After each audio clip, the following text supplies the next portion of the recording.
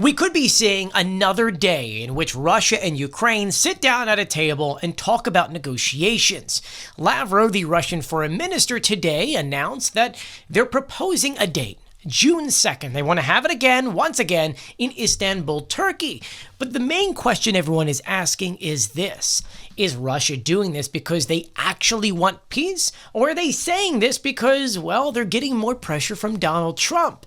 For those who don't know, over the past 3 days, we've seen Donald Trump publicly come out and say some key things about Vladimir Putin and Russia.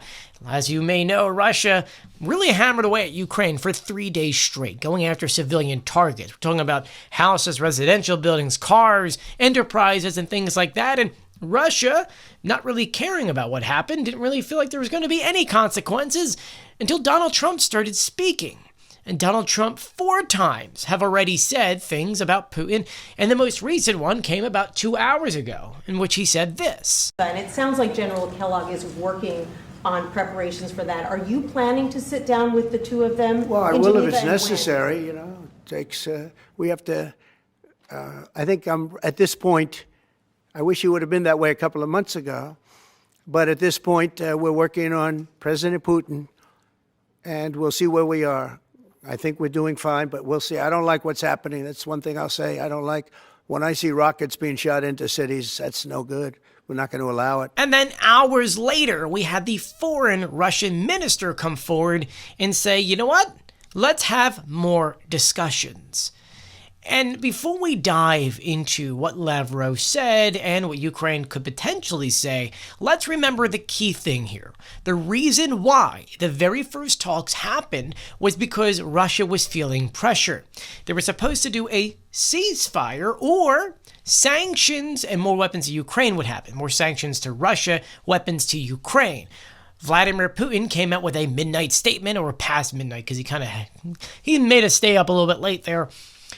And he came up with, let's have a discussion, let's talk. Objective was a ceasefire. We didn't get a ceasefire. We had Russia reiterate all their demands.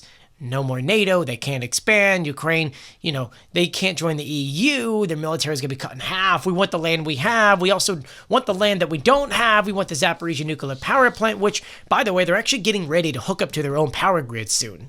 One of the reasons why Russia doesn't want to give it up. We never got a ceasefire. We did get a 1,000 to 1,000 prisoner exchange, but that's not really what was on the table. It was, we need to have some kind of ceasefire.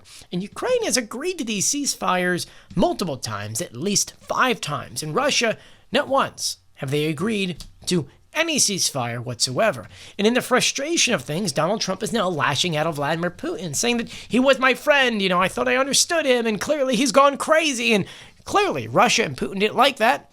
And now with the talks of more sanctions and more weapons to Ukraine, we're now getting this, in which the Russian Foreign Minister Sergey Lavrov said in a statement, in Istanbul, it was agreed that Moscow and Kyiv would prepare documents setting out the positions of each side to reach a sustainable resolution. The Russian side has agreed, promptly drafted a corresponding memorandum, which lays out our position on all aspects.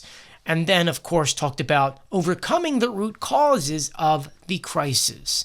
Now, under the main thought of root causes, Russia has repeated multiple times what they want. The Reuters earlier today, even yesterday, put up the new Russian demands, which is essentially the same list of Russian demands, which is they don't want NATO on their border, and they want a written letter from NATO saying that we will not allow Georgia, Moldova, and Ukraine to ever, not like for X amount of time, ever join NATO, which is funny because NATO was created to essentially keep the peace because, well, Russia's being Russia, and of course Russia doesn't want that, but that feels like that's a non-starter for many countries, though the United States already said that Ukraine can't join, at least not right now. And on top of that, even Ukraine acknowledges, look, that might be something we have to discuss down the line, but at this very moment, it's kind of like, let's kind of pause that.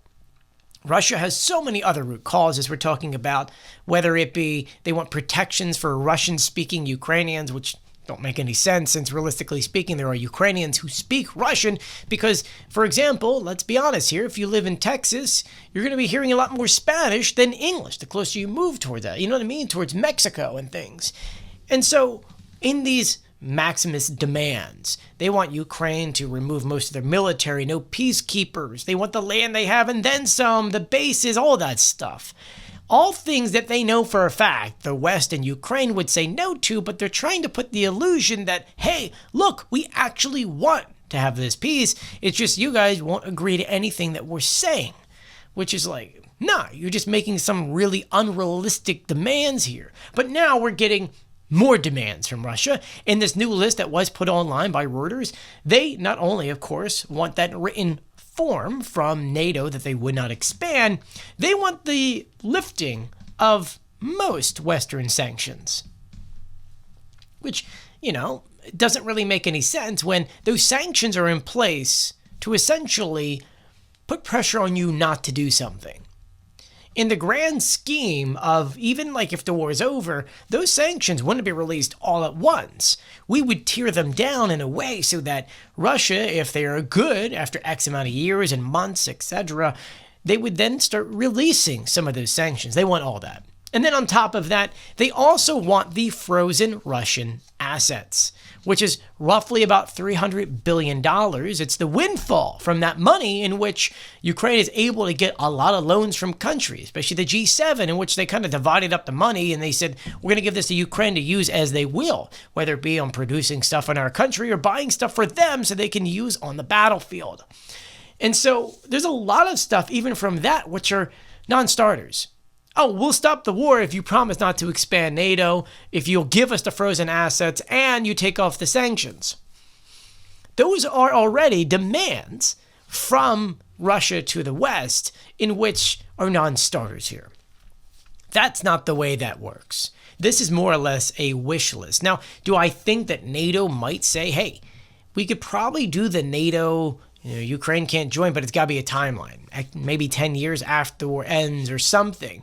There needs to be something there because we can't leave Ukraine in a neutral status in which they can never have protection from anyone, because then Russia will continue to use Ukraine as this middle ground as they try to battle the West, whether it's fighting the United States or fighting Europe. Russia will always use Ukraine, and so that's where a neutral status doesn't make any sense. But that being said, we do know that Lavrov did have a phone conversation with U.S. Secretary of State Marco Rubio in which he informed Rubio about Moscow's readiness to have concrete proposals in upcoming peace talks. But so far in everything we've seen, everything that they're doing is just leading up to yet another stall tactic in which they're trying to show, hey, look, we're doing something here so that, Trump doesn't put pressure on them. And right now, you've got senators like Senator Graham from South Carolina that have 80 plus people, senators ready to go to sign this thing, but they don't want to put it on the table yet until Donald Trump would say yes to it, because they can write this, they could put it together, they can vote on it, they could pass it. But if it gets to the president's desk and he vetoes the bill, it's done, it's dead, and all that momentum is gone. And so now we're just seeing whether or not, if we are able to move with these sanctions, Russia will truly understand the U.S. is serious in ending this war, and they do not plan on releasing sanctions or doing these things until Russia has fulfilled ceasefires or removing themselves from Ukrainian territory or stopping the nightly barrage of missiles and drones. It almost seems like Russia, in a way, has been proving all along to Donald Trump that even though we tell you to trust us, we're going to stab you in the back every single time. And for some reason, it took Donald Trump 3 years to finally understand that Vladimir Putin is not his friend. He is our enemy, and he will do whatever it takes for himself to succeed, whether that is wiping Ukraine completely off the map or wiping his own people off the map. He doesn't care about anyone but himself. And I know Donald Trump has this whole loyalty thing. Donald Trump, I need you to understand, Vladimir Putin's not loyal to you. He's not going to give you information. He's not going to help you out here. He wants what he wants. And because of that, he's not going to end his war. He's going to keep pushing further and further and try to get you to essentially keep stalling on these sanctions and more weapons to Ukraine so that he could take more land and, unfortunately, take more Ukrainian lives. And that's where we're at right now. Now, at this very moment, it is 3:30 p.m. Eastern Time. We do not have any information from the Ukrainian side whether or not they're down for these talks. I will actually update my system now to see if Zelensky put out his nightly talk. And from what I'm reading right here, it does not look like we have any announcement yet, though typically speaking, in about 45 minutes, Zelensky does his nightly speech in which we could potentially hear something. But that's where we stand. Russia's getting ready to announce crazy demands over concrete proposals, which you know as much as I do, the West would never agree to. But let me know what you think about this in the comment section below. As a reminder, if you made it to the end of the video, you're probably one of the very few people who know we have a Substack now. That's right. You can get these videos emailed out to you. Every day I'm going to try to do a newsletter. I don't know how realistic that's going to be. I'm definitely going to do it 5 days a week. At least give me 2 days where I don't have to write like crazy. But then again, who knows? I'm still playing with it. I've only been on it for a day and a half. We got 22 people on there, and I appreciate that. And I appreciate those who are actually becoming paid subscribers. As an independent journalist, I mean, obviously, you know, I do this pretty much full time, but I would like to do it more full time. I still have my nighttime job. I'd love to eventually get rid of that and do this for you guys full time. And I can only do that for those who actually sign up for the paid subscription, in which you'll get benefits like having your name at the end of the videos, in which actually the next round of videos might have people in the background. Anyway, guys, thank you so much for joining me. If you haven't done so yet, please subscribe, turn on notifications, and give this video a thumbs up. I'm Joey. Stay safe.